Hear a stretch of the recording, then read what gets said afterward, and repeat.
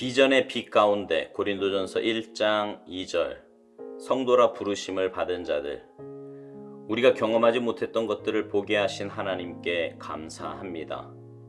당신은 비전을 가져왔지만 그 비전은 전혀 이루어지지 않았습니다. 우리가 계곡에 있을 때 곧 우리가 정말 선택된 사람들인 것을 증거할 수 있는 곳에서 대부분의 사람들은 되돌아갑니다. 우리가 본 비전대로 되려면 반드시 우리를 다듬는 충격들이 오게 되는데 이에 우리는 전혀 준비가 되어 있지 않습니다. 그러나 우리는 지금은 아니지만 하나님께서 우리가 어떤 사람이 되기를 원하시는지 보았습니다. 하나님에 의해 다듬어져서 쓰임받는 비전을 가지고 있습니까? 이러한 다듬어지는 역사는 일상적인 삶 속에서 평범한 사람들을 통해 진행됩니다. 하나님의 목적이 무엇인지 알게 되는 때가 있습니다. 그 비전이 현실 속에서 나타나게 될 것인지 아닌지는 우리에게 달려있지 하나님께 달려있는 것이 아닙니다. 만일 우리가 정상에서 안일하게 있기를 원하며 받은 비전을 추억으로만 여긴다면 우리는 인간들로 가득 찬 일상적인 일들 가운데 현실적으로 아무 소용이 없게 될 것입니다. 우리는 황홀경이나 하나님에 대한 의식적인 명상을 통해 본 것 외에 비전 가운데 보았던 것을 의지해 사는 법을 배워야 합니다. 곧 그 비전의 빛 가운데서 현실적으로 살아감으로 그 비전이 진짜 실체가 되어야 하는 것입니다. 우리의 모든 훈련은 이 방향 가운데 있어야 합니다. 주님의 요구를 알려주신 하나님께 감사하십시오. 나라는 낮은 자는 하나님께서 하라고 하실 때 언제나 고를 냅니다. 주님의 분노 앞에서 나라는 자가 완전히 시들게 하십시오. 스스로 있는 자가 나를 너희에게 보내셨다. 출애굽기 3장 14절. 주께서 다스리셔야 합니다. 우리가 어디에 있으며 어디로 들어가는지를 하나님께서 다 알고 계시다는 사실은 참으로 두려운 것이 아닙니까? 하나님은 번개비처럼 우리를 찾아내실 것입니다. 하나님만큼 인간을 잘 아는 사람은 없습니다.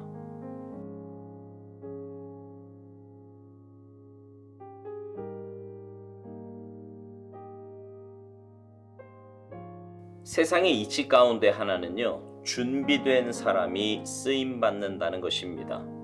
예를 들어 운동선수들을 봐도요, 잘 준비된 사람이 메달을 따기도 하고 또 결정적인 때 빛을 발하기도 합니다. 어쩌다가 우연히 잘 되는 경우는 없어요. 그래서 우연도 실력이라는 말이 있습니다. 잘 준비된 사람에게 우연도 온다는 말이지요. 영적으로도 그렇습니다. 하나님은 우리를 당신의 뜻대로 사용하시기 위해서 훈련의 과정을 겪게 하십니다. 그 훈련 과정을 통해 영적으로 성숙하게 만드시고 그 이후에 하나님의 뜻을 세워가는데 하나님의 나라를 확장해 가는데 쓰시는 것입니다. 오스왈드 목사님은 오늘 묵상에서 이런 말을 합니다. 하나님의 목적이 무엇인지 알게 되는 때가 있다고요. 그 비전이 현실 속에서 나타나게 될 것인지 아닌지는 우리에게 달려있지 하나님께 달려있는 것이 아니라고 말합니다. 우리가 신앙생활 하면서 은혜를 받고 믿음이 자라면서 우리는 하나님의 뜻을 알게 됩니다. 하나님의 뜻을 깨닫게 된다는 것은 이 세상에서 그 뜻을 마음에 품고 삶으로 살아내야 하는 것을 말합니다.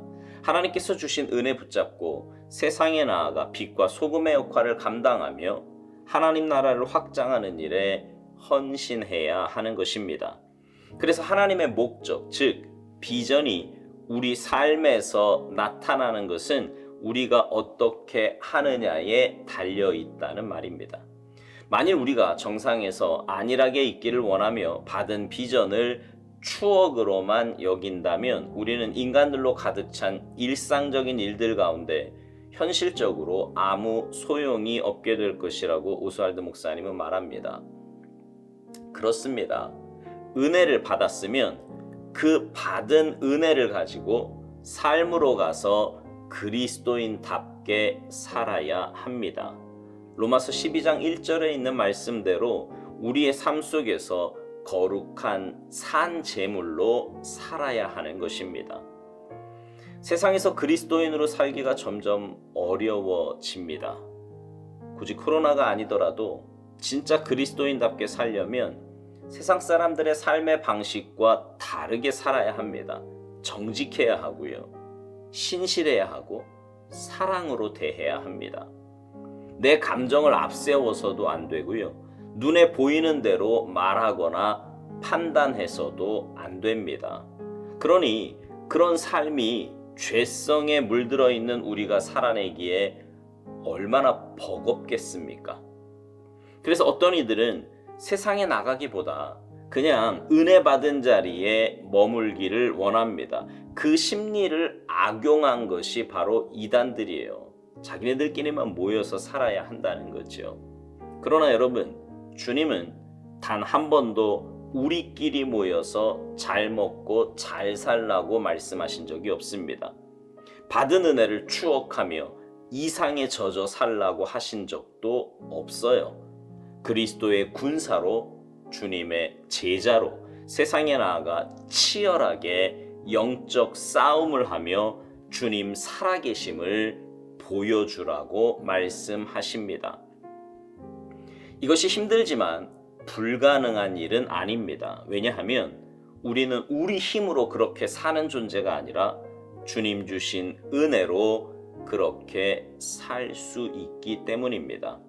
오스왈드 목사님은요, 이것을 이렇게 표현했습니다. 그 비전의 빛 가운데서 현실적으로 살아감으로 그 비전이 진짜 실체가 되어야 하는 것이라고요. 그렇습니다. 우리는 주님이 주신 비전의 빛 가운데, 은혜 가운데 살아가는 존재들입니다. 그리고 그렇게 살아갈 때 그 비전이, 그 은혜가 내 삶에서 실체가 되는 것입니다. 우리는 하나님께 감당할 수 없을 만큼 크고 놀라운 사랑을 받은 자들입니다.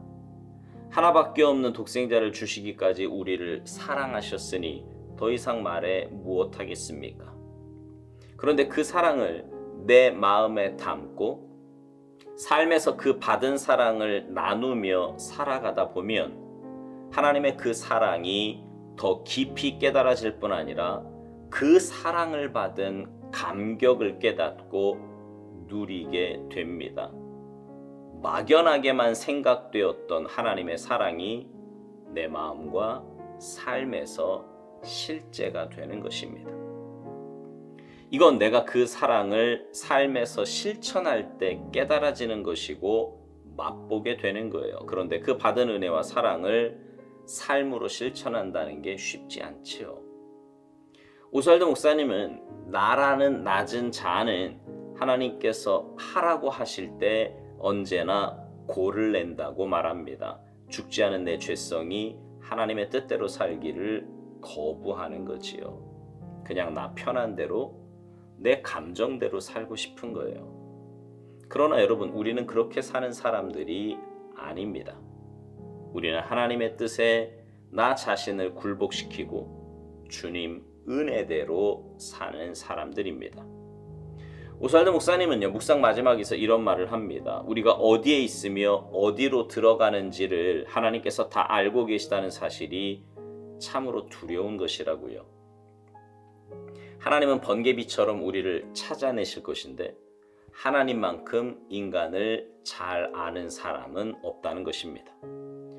여러분, 하나님은 우리의 중심을 보시는 분이십니다. 내 마음에 어떤 마음과 의도를 가지고 사는지 주님은 다 아세요.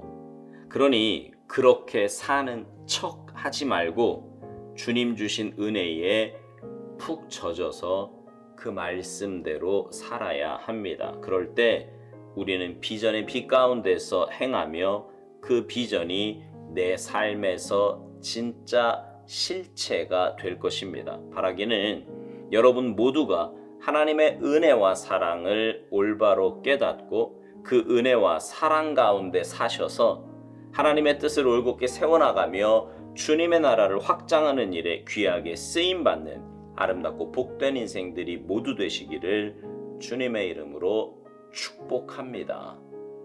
아멘.